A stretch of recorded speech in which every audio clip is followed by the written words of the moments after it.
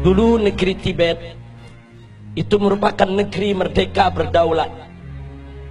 Kemudian menjalin kerjasama dengan Republik Rakyat Cina yang komunis.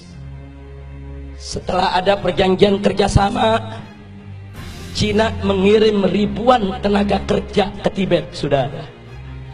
Membangun kota, membangun jalan, membangun kantor-kantor pemerintah, saudara. Kemudian setelah pembangunan selesai, ternyata ratusan ribu para pekerja tersebut angkat senjata melakukan pemberontakan di Tibet. Kok bisa? Ternyata para pekerja tersebut adalah tentara, saudara. Tentara yang memang dididik, saudara, untuk bekerja. Kemudian setelah itu Tibet jatuh, dikuasai oleh negara Cina, dan pimpinan tertinggi agama yang ada di Tibet, yaitu Dalai Lama, ditangkap dan diusir ke luar negeri sampai hari ini, saudara. Hati-hati, masuknya tenaga kerja Cina ke Indonesia yang jumlahnya saat ini ratusan ribu orang harus diwaspadai, karena kita sudah lihat bagaimana tegapnya badan mereka, bagaimana perawakan mereka. Lebih tepat mirip tentara ketimbang pekerja kasar atau buruh, saudara. Yang kedua, saudara, di tengah Afrika ada satu negeri bernama Angola, dibantu habis-habisan oleh Republik Rakyat Cina, saudara. Setelah diikat dengan utang yang begitu besar, kemudian Cina mulai mengatur Angola. Anda tahu minggu ini apa yang terjadi? Parlemen Angola mengajukan undang-undang untuk ditandatangani oleh presiden yang isinya Islam tidak boleh ada di Angola, dan seluruh masjid harus ditutup. Alasannya karena berlawanan dan bertentangan dengan adat istiadat Angola, saudara. Ya, hari ini Islam dilarang di Angola, saudara. Bagaimana dahsyatnya pengaruh Cina komunis sampai di Afrika, saudara, dipengaruhi sedemikian rupa. Yang ketiga, ada satu lagi negara di Afrika bernama Zimbabwe, saudara.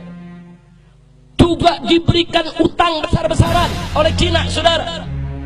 Setelah utangnya, saudara, membengkak, Zimbabwe tidak mampu untuk bayar utang, saudara. Lalu apa ditawarkan oleh Cina komunis? Dibebaskan dari utang, tidak perlu bayar utang. Tapi mulai saat itu Zimbabwe harus meninggalkan mata uangnya dan belanja sehari-hari dengan mata uang Cina, yaitu yuan, saudara. Saat ini di Zimbabwe, jual beli, sewa menyewa, transaksi, semuanya menggunakan mata uang yuan milik Cina komunis, saudara.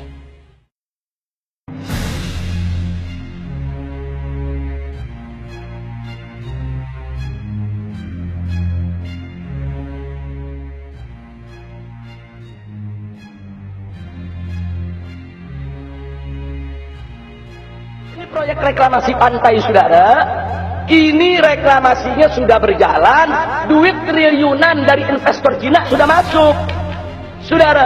Mereka sudah buat gambar apartemen-apartemen di 17 pulau, dan mereka sudah buat iklan, yaitu animasi, dan itu iklan disiarkan di televisi di Beijing. Kenapa nggak diiklankan di Jakarta biar orang-orang kaya pribumi yang beli, saudara? Enggak, diiklankannya di Beijing, di pinggir laut. Kalau sudah namanya di pinggir laut, besok mereka menguasai laut, mereka bisa memasok apa saja yang mereka mau.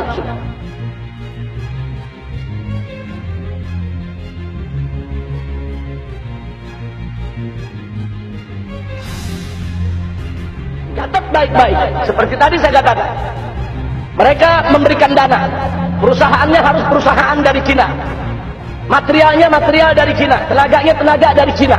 Nah, sekarang mereka kirim nih material dari Cina, termasuk pipa-pipa besar untuk ditangkap di pantai reklamasi pengurukan tanah. Begitu dibawa itu pipa-pipa besar sampai di Tanjung Priok, isinya narkoba. Fakta, saudara. Ini bukan konon katanya, berapa ton narkoba yang dimasukkan ke Indonesia, saudara.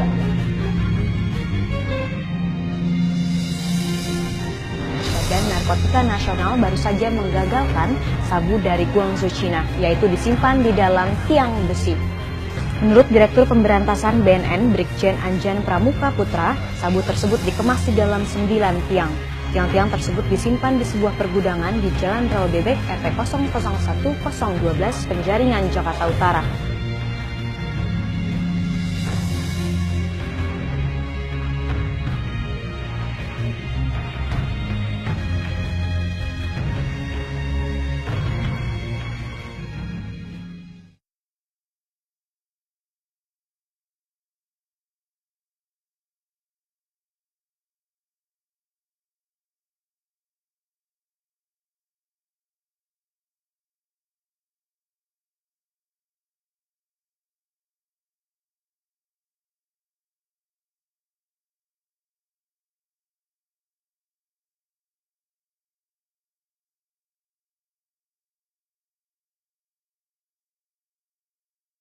...150 narkotika jenis sabu-sabu ini diamankan dari tangan 3 warga negara asal Cina.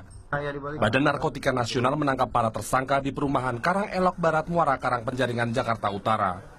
Narkotika senilai 300 miliar rupiah itu diselundupkan tersangka dari Cina ke Jakarta dengan modus mengemasnya dalam kotak mainan dan makanan anak-anak.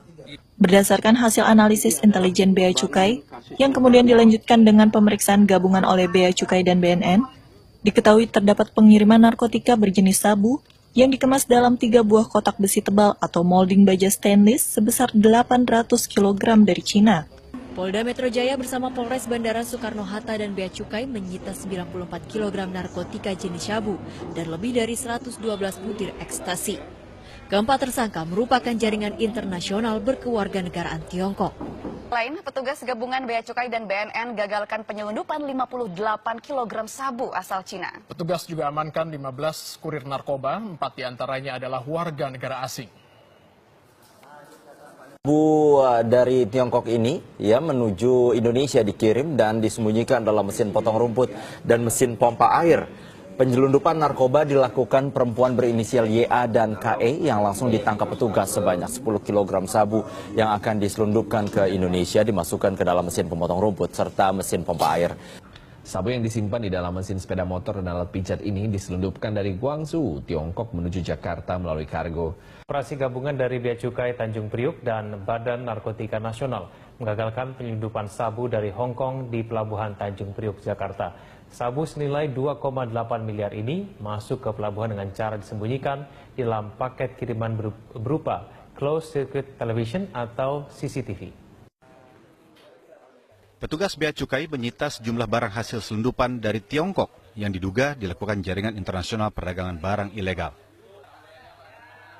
Sejumlah barang selundupan yang disita petugas Bea Cukai antara lain sejumlah unit senjata replika, airsoft gun, pedang samurai, narkoba jenis ekstasi, dan alat bantu seks. Sabu cair dari 3 orang kurir, salah satunya wanita ini dikemas dalam botol air mineral. 1 orang pelaku berasal dari Kuala Lumpur, Malaysia. 2 orang lainnya adalah warga negara Cina. Seluruhnya sebanyak 14 botol sabu cair seberat 25,1 kg. Selain sabu cair, petugas juga menggagalkan penyelundupan 1,3 kg sabu oleh 2 orang kurir lainnya dengan modus menyembunyikannya ke dalam 4 unit laptop. Kamis siang, petugas Bea Cukai Tanjung Priok mengungkap barang impor dari Cina berupa puluhan tas wanita yang ternyata berisikan sabu sebanyak hampir 4 kg. Pria berkewarganegaraan China ini berinisial WZK ditangkap petugas karena menyelundupkan biji ganja puluhan kilogram.